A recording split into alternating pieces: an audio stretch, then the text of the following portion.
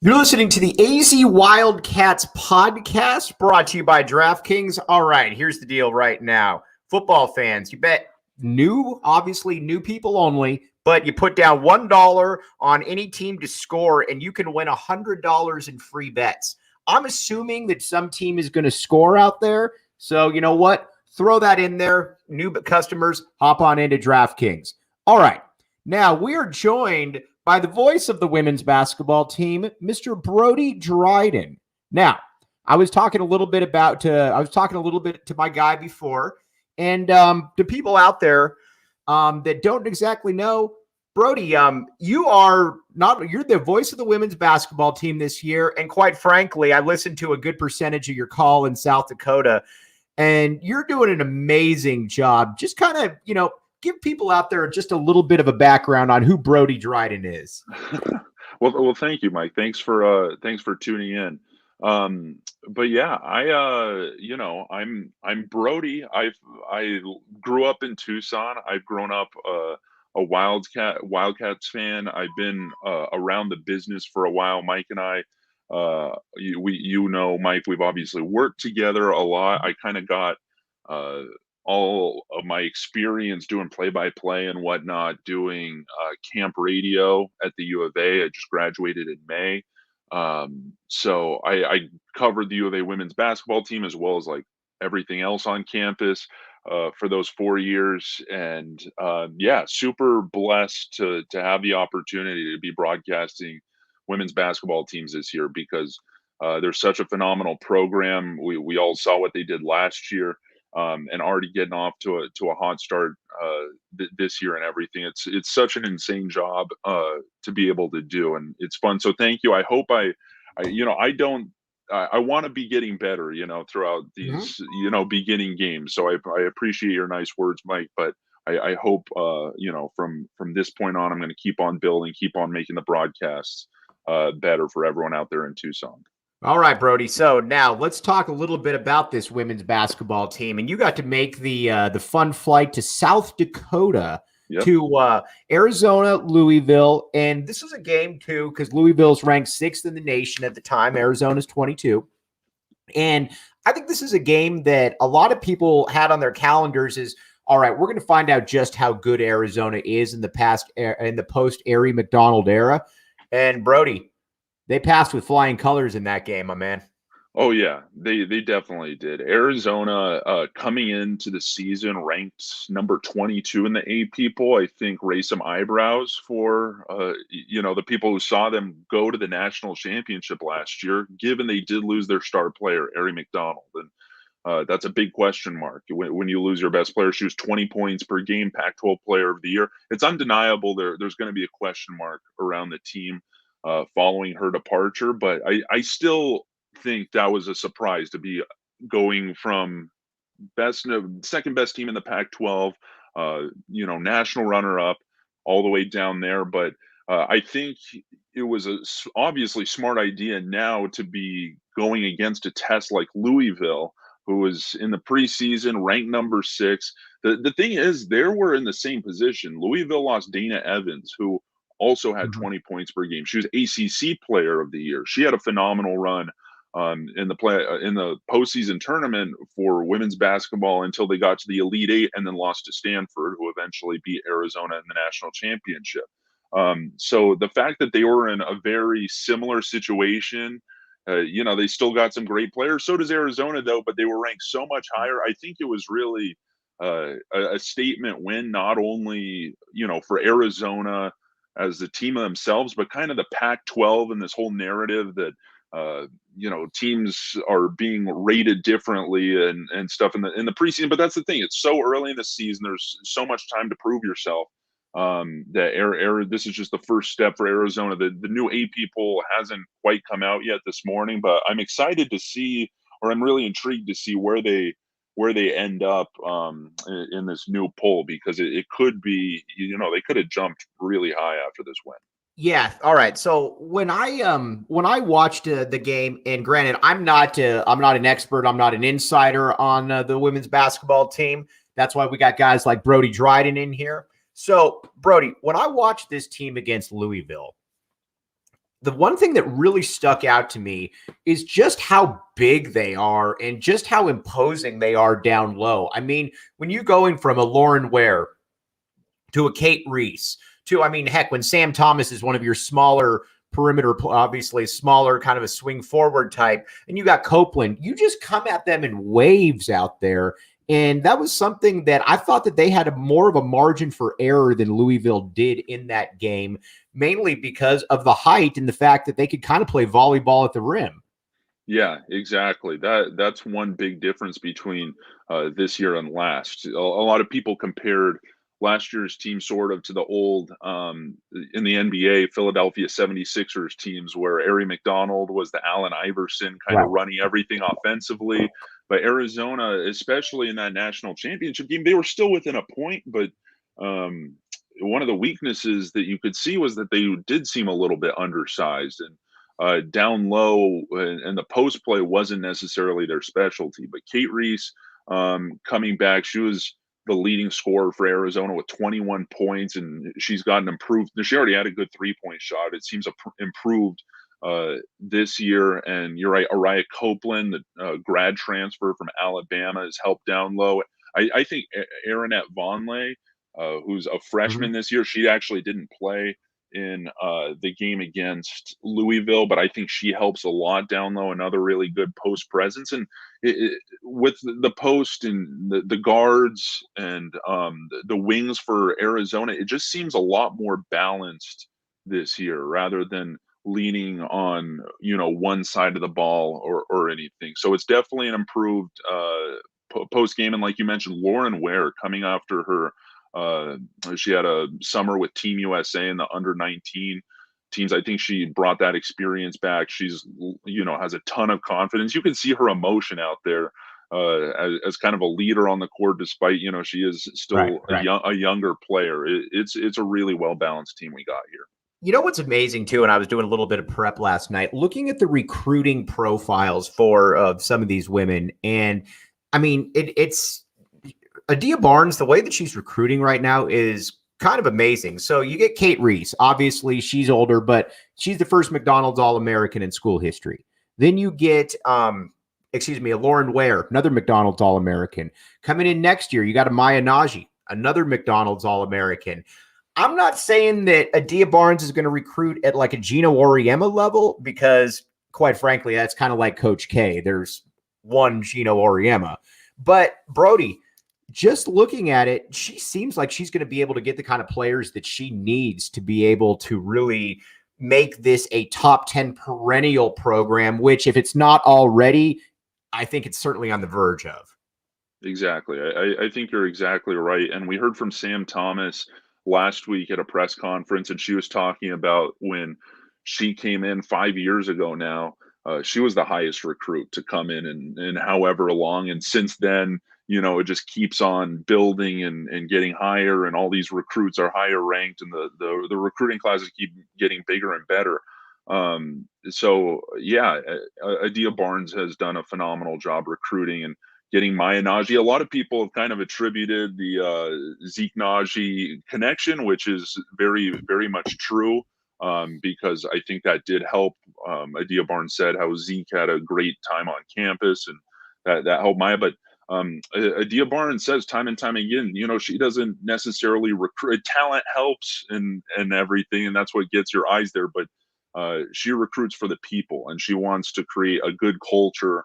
And that's what I think America fell in love with. We saw that last year in the NCAA tournament. Everyone fell in love with the program.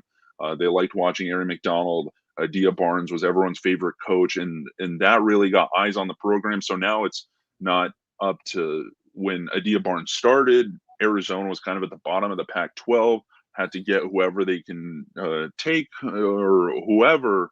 It's like they have their own choice. They can pick whoever they want. They've got some really solid recruits coming in, and they're really building. They've already built. That's the thing. It seems like the narrative is still like they're building, and they are, but it's built right now, and right. We can see the evidence is from this past weekend's game against Louisville. It's Arizona is here on the national stage.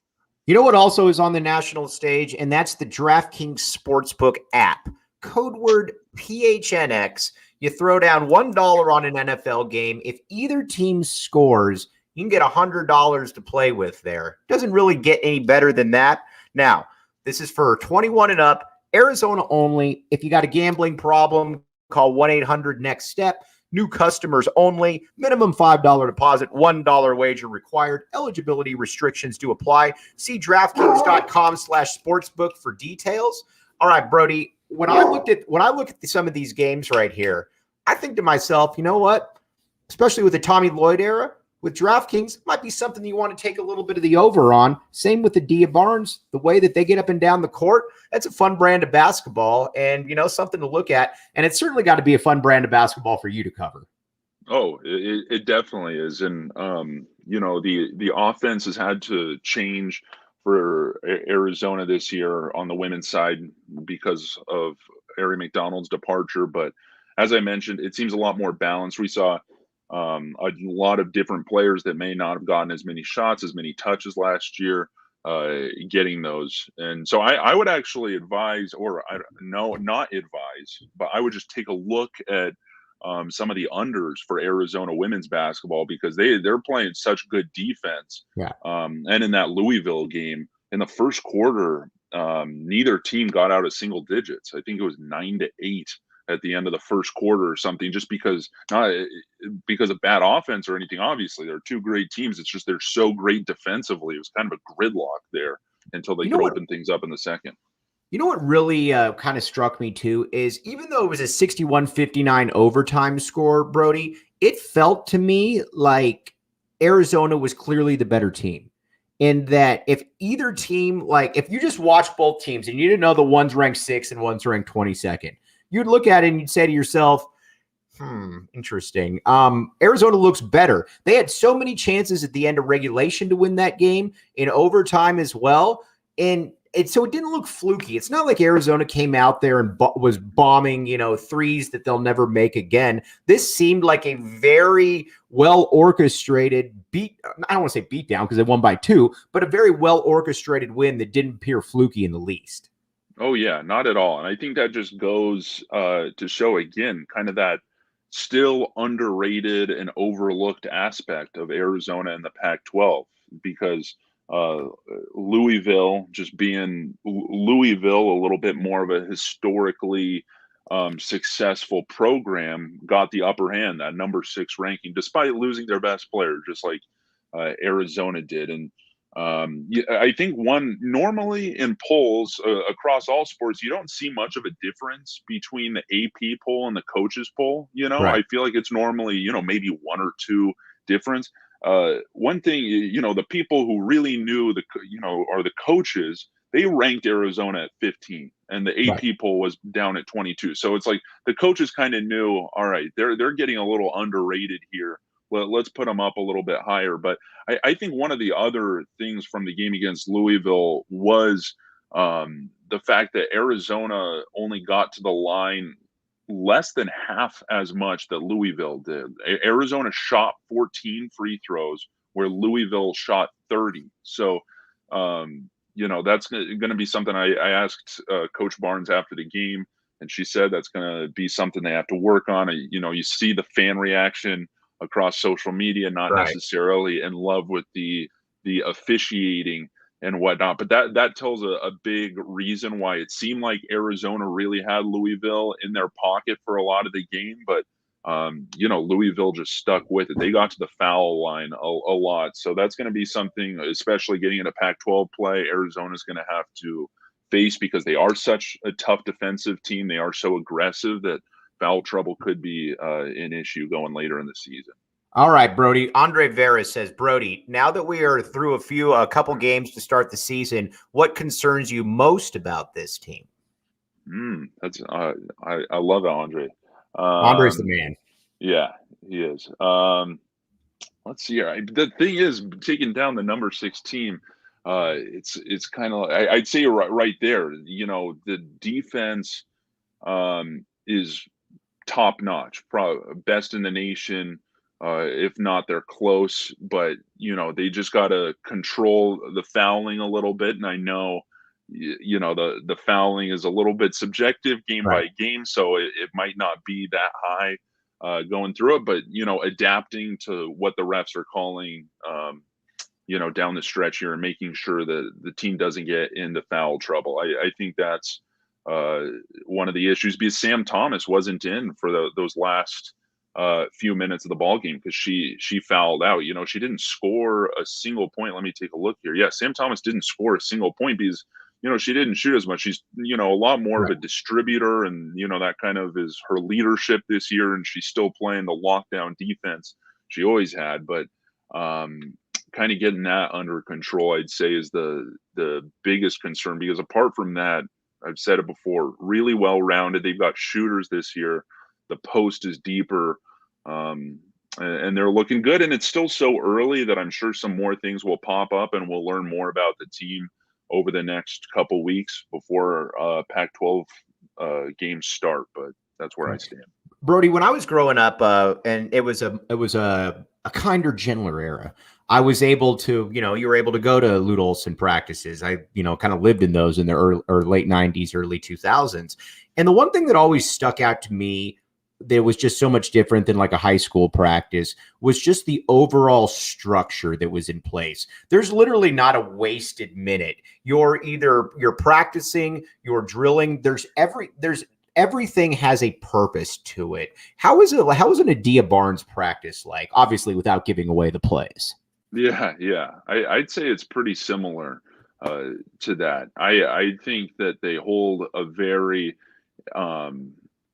it's a very good, obviously I'm an onlooker when I go to practice and I'm not involved, which takes the pressure off, because I always sit there and get flashbacks to like my JV high school practices where I was like nervous every day because I was so bad at basketball. And I'm like, man, I'm glad I'm just like doing the radio now and not having to worry about perfecting these drills or anything. One thing that does stick out to me is how much it really is a team within her coaching staff too, because Salvo does a lot, and she's got two new assistants, Aaron Cox and Ashley Davis. And they really work together and really keep an eye on everybody. It's very detail oriented, like you would expect out of such a good program and at such a high level. They're making sure everyone does something right. Everyone does their job right. And if they don't, let them know.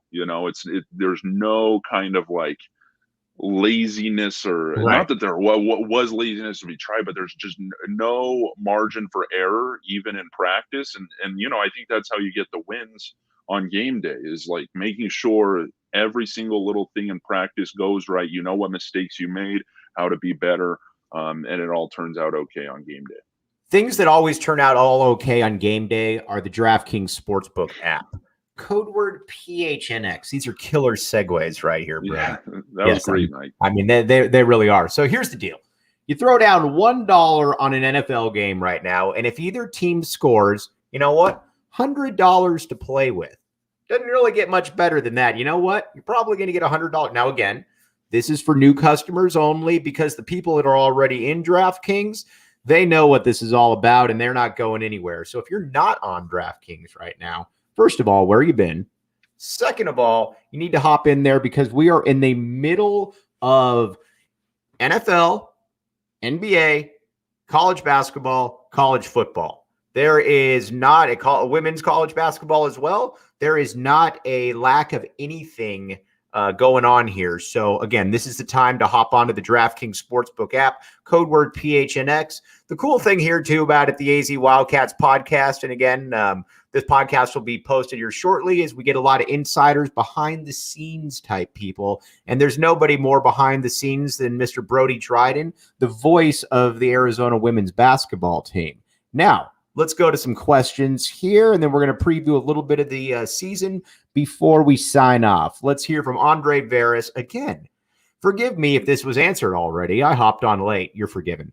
But for those who haven't watched the team yet this year, what player off last year's squad has been a pleasant surprise? I like that question. Good job, Andre.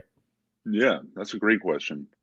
Off last year's team, I would have said in the beginning of the year, through the first two exhibition games and the first regular season game, Madison Connor out of Phoenix. She was a freshman. She was a mid-season, graduate of high school, and then got on the team in the middle of the season last year before he got into the postseason. Didn't play a ton, but she had a couple great games in the exhibition, a great regular season game, and she's just got a great three-point shot. And she's still classified as a freshman. So that's good for her, and she got that experience under her belt. And she only played 1 minute against Louisville. So I think that was kind of a deal all game long. Coach Barnes playing, the more experienced players that had been in the postseason last year kind of know the seriousness, that kind of competition level instead of just the exhibition. But I think Maddie Connor is going to be a pleasant surprise here in the future as she's worked more in the rotation, and not just this year, but for the next 4 years, because she's got a really good looking 3-point shot. And I think Adia Barnes has even given her a lot of credit as, kind of becoming a younger leader in practices. And she's been kind of taking some pressure, as that kind of role. So I think she's somebody to keep your eye on. What's fascinating too about this team and how they've been able to produce in conference the last couple of years. Now, granted, in 2020, it was obviously canceled because of COVID, but Arizona is in the state right now where you are in the best conference in all of women's college basketball. It's not even close. When you got Arizona, you got Stanford, you got Oregon, you got UCLA. I can just keep going down the list. But that to me is going to be something. It's a little bit like the SEC in football, where you get to the postseason, Brody, and it's not like Arizona is going to be surprised by any talent they're going to be going against, because quite frankly, they've gone against the best teams out there. It's not like, you're playing in Conference USA and all of a sudden you get Stanford in the second round. Yeah, exactly. It's literally kind of, the fact that this number 6 team, Louisville, really good this year, really good. And it's more of a warm up going into the Stanfords and Oregons and everybody that Arizona is going to be playing in the Pac-12 schedule. Also non-conference, by the way, if you saw Texas women's basketball beat Stanford last night or the night before. And so that was a huge upset. And Arizona plays Texas here coming up in Las Vegas for the Coast to Coast Challenge. So, it's funny how that is. Instead of, some sports and some conferences, it's like you kind of play way lesser teams to warm up to the conference, but it's kind of these really good teams that Arizona is going to be playing in their non-conference schedule. You more excited to travel to Vegas or to possibly go back to South Dakota at some point? South Dakota did not hit over 32 degrees the entire time we were there, so I would have to say I'm a little bit more excited for Las Vegas. We're going to be back with you on the post game tomorrow after the Arizona men's play. And then we got Matt Muehlbach coming up on Wednesday. And Big Dog Brody Dryden will be back with us next week. But as always, Brody, really appreciate your time. And, for everybody out there, just tell them where they can find you, because you're going to be active tonight. Yes, I am. So if you're in Tucson, turn your radio dials over to 1400 KTUC. I'll tweet out a reminder. Follow me on Twitter at Coyote Brody.